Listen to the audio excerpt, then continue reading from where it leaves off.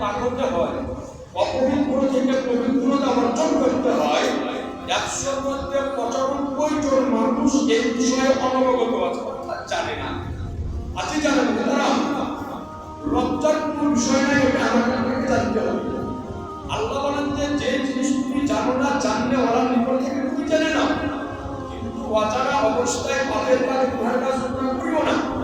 রাসূল কায়নাত সাল্লাল্লাহু আলাইহি ওয়াসাল্লামের সাহাবায়ে কেরাম সব উপস্থিত থাকতেন। নবী আমার সাহাবী রাসূলদেরকে নাপাক থেকে পাক কি করে হতে হয় এই সম্পর্কে সাহাবায়ে কেরামকে নবী আমার জ্ঞান দিলে ইনাদেরকে শিক্ষা দিতেন, ইনাদেরকে বোঝাতেন।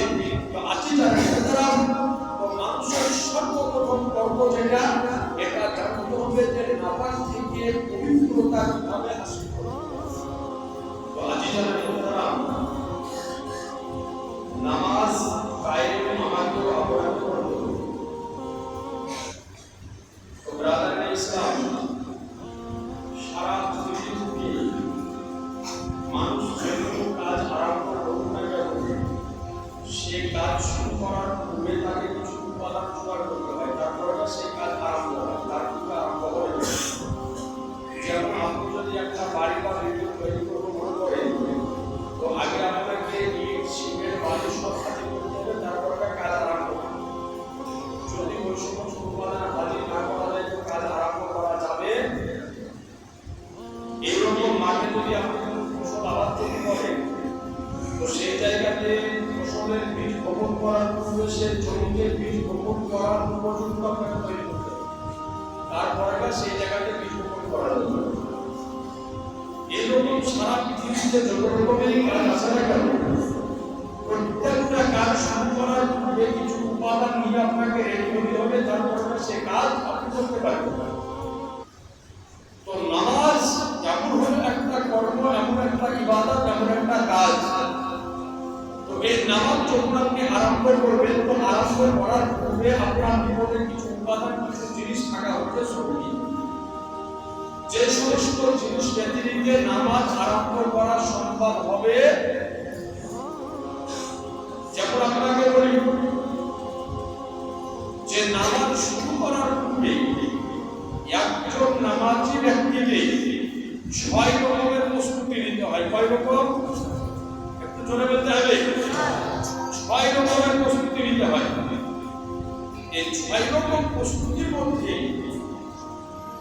এই 6 রকম প্রস্তুতির মধ্যে সর্বপ্রথমে নামাজি ব্যক্তিকে যে প্রস্তুতিটা নিতে হয় তার নাম হচ্ছে তাহারাত।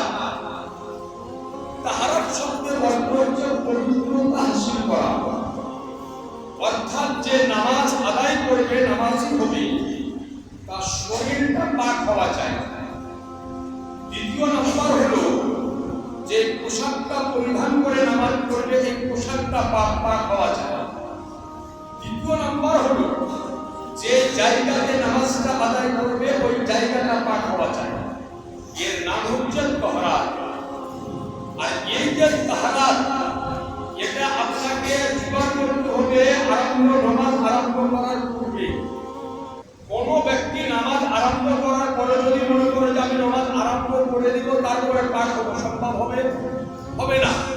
তো আজকে যারা মহতারাম, তো মানুষের জীবনে যতগুলি কর্ম সম্ভব আছে তার মধ্যে একটা সবচাইতে সর্বাধিক প্রয়োজনীয় যে কর্ম তার নাম হচ্ছে পাক এবং পবিত্রতা হাসিল করা। কিন্তু আজ খুব আফসোসের বিষয় যে আমাদের মধ্যে হিসাব করে যদি দেখা যায় তো 100-র মধ্যে 95% মানুষ নাপাক থেকে পবিত্রতা হাসিল করা জানে না। আপনি খোঁজ নিয়ে যদি দেখেন যে কেমন ভাবে একজন ব্যক্তি যখন নাপাক অবস্থায় থাকে, যদি পবিত্রতা হাসিল করতে না জানে, তো অপবিত্র অবস্থায় যদি থাকে, অপবিত্র অবস্থায় যদি নামাজের জন্য আসে তো নামাজ হবে? একটু জোরে বলেন না, নামাজ হবে না। আর অন্য কোনো ইবাদত আল্লাহর দরবারে কবুল হবে না। সুতরাং সর্বপ্রথম জানতে হবে যে একজন মানুষকে কিভাবে নাপাক থেকে পবিত্রতা হাসিল করতে হয়। ইনশাআল্লাহ তালাওয়াত বক্তব্য অনেক হয়েছে, অনেক আপনারা শুনেছে।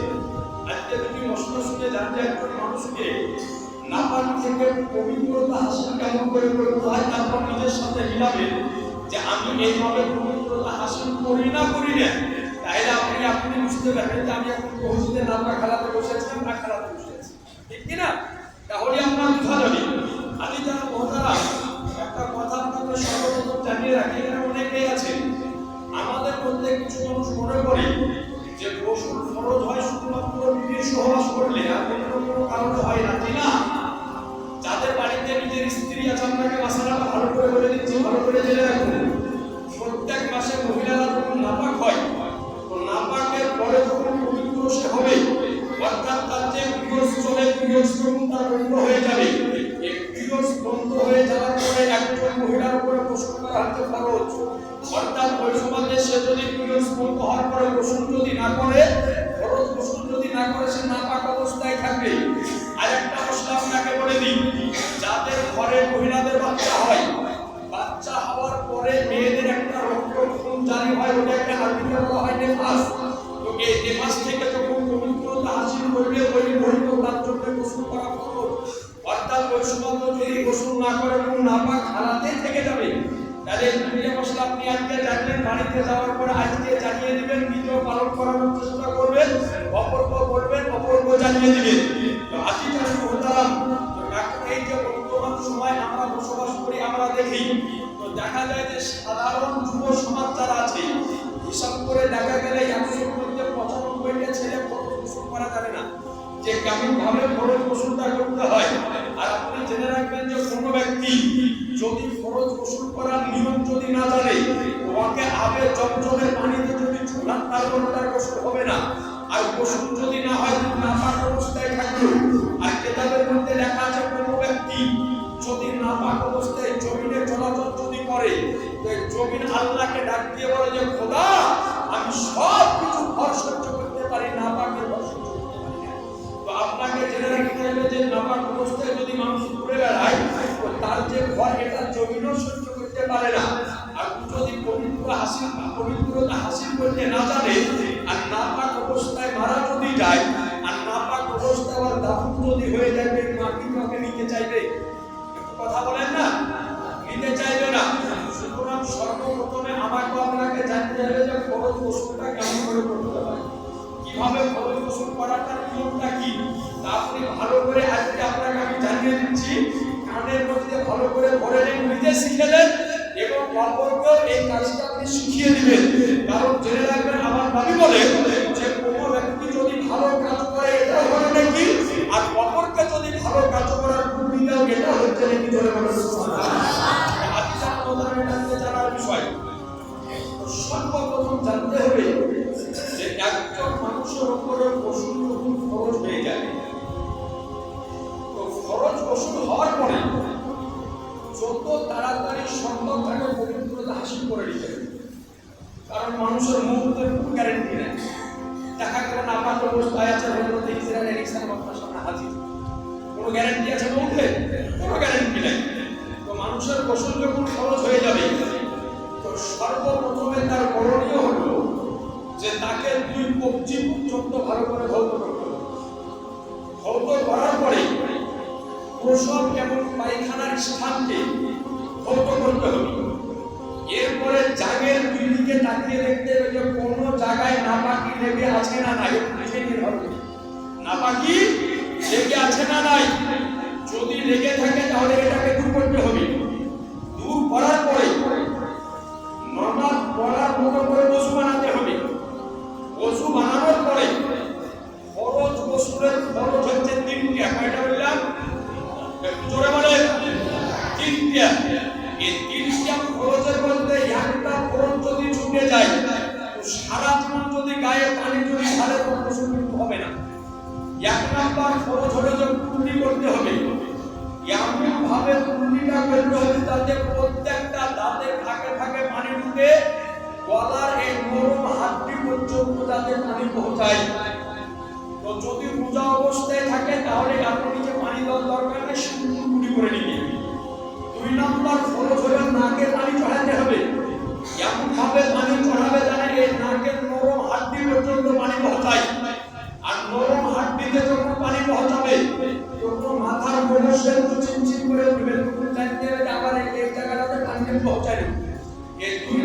ফরজ চলে গেল। 3 নম্বর ফরজ হলো যে মস্তক থেকে নিয়ে কদম পর্যন্ত এমন ভাবে ধৌত করা যাতে শরীরে একটা লোমের গোড়া পর্যন্ত ভিজতে বাকি না থাকে। যদি একটা লোমের গোড়া পর্যন্ত ভিজতে বাকি থেকে যায় তাহলে গোসল হবে না। আর গোসল যদি না হয় তো নামাজ হবে না। নাপাক অবস্থায় নামাজ হবে না। এর পূর্বে আপনাকে আরেকটা কাজ লক্ষণীয় করতে হবে, যে কাপড় পরে গোসল ফরজ হবে ওই কাপড়টাকে ভালো করে লক্ষ্য করে দেখে নিতে হবে যে ওই কাপড়ের কোনো জায়গাতে নাপাকি লেগে আছে না নাই। আপনি যদি মনে করেন যে আমার কাপড়ে নাপাকি লেগে আছে আমি গোসল করবো, সাথে সাথে পাক হবে না। ওই আপনি যদি নাপাক অবস্থায় ওই কাপড়ে নাপাকি নাজাসাত যদি লেগে থাকে আর পানি যদি আপনি গায়ে ঢালতে আরম্ভ করেন ছিল এক জায়গাতে হয়ে যাবে 14 জায়গায়। হাতে নাপাকি হবে, যে বর্তমান দিয়ে গোসল করবেন তাতে নাপাকি হবে। প্রত্যেকটা জায়গায় এক জায়গা থেকে 14 জায়গা হয়ে যাবে। এর জন্য তার পূর্বে কাপড়টাকে পরিষ্কার করে নিতে হবে। করে নেওয়ার পরে গোসলটা আরম্ভ করতে হবে। তো গোসল করার সুন্নাত নিয়ম হলো সর্বপ্রথমে হাতে তেলের মতো পানি নেওয়ার পরে শরীরটাকে বলার পরে সর্বপ্রথম ডান কাঁধে 3 বার পানি নেন, এরপরে বাম কাঁধে 3 বার পানি নেন, এরপরে মাথা দিয়ে পানি দেওয়া আরম্ভ করে গালটাকে ভালো করে পরিষ্কার করে একেবারে প্রত্যেকটা জায়গায় যাতে পানি পৌঁছায় এইভাবে গোসলটা কমপ্লিট করে নেন।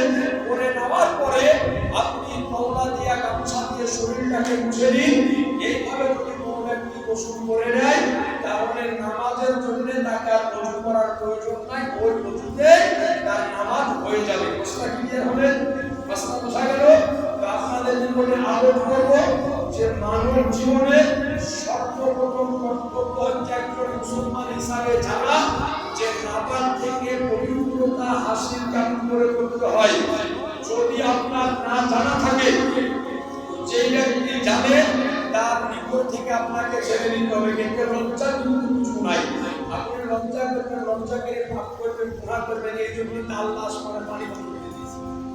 মানুষ যখন পাপের কাজে গুনাহের কাজে লিপ্ত হবে তখন আল্লাহ আসমানি বালা নাজিল করে। এই যে এত গরম চলছে, রোদ চলছে, পানি নাই, বৃষ্টি নাই, আপনার আবহাওয়া ঠান্ডা নাই, জেনে রাখবেন এও হচ্ছে আল্লাহর আসমানি আযাব, আসমানি গজব। সুতরাং জেনে রাখতে হবে আল্লাহ পাক যেন আমাকে আপনাকে এই মশলার উপরে এবং এইভাবে গোসলটা আদায় করার তৌফিক দান করার। সকলে জোরে বলেন আল্লাহ আমিন। একটু জোরে বলেন না আমিন।